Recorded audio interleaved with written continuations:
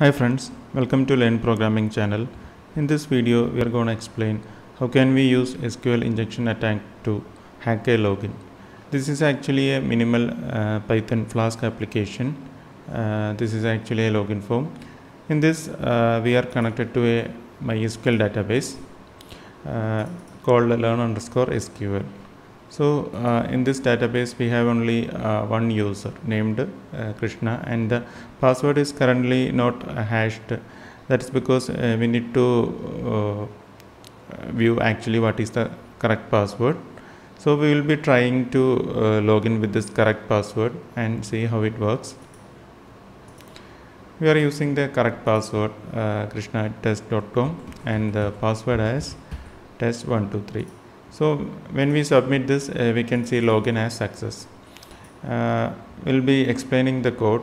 Actually, once we check the SQL in database, if we have some result, we will be displaying a plain text login success. Otherwise, it will be login failed. That is actually for simplicity. Let's try with a wrong username and password. This example, I will be giving some wrong password and see the output is login failed. So now we can verify that the login is correctly working. Only for the correct credentials it is giving login success. But now we are going to try an SQL injection attack and bypass this login and get the login success message. For that I will be using a special string, and I will be explaining each and every part of it after we have executed the code.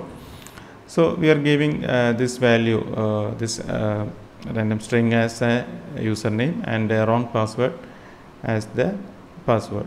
So once we submit that, we will get a login success. So let's see how we are able to log in this with wrong password and username. So we have printed the SQL query that is running in the console. We can see that. So we are just copying that to the MySQL workbench.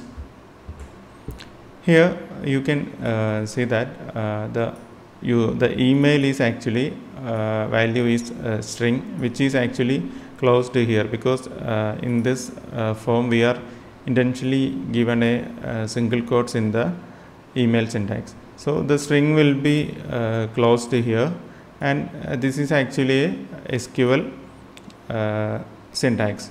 So this condition or 1 equal to 1 will be always a true condition. So the email and password check will be ignored, and this or 1 equal to 1 will be treated as true.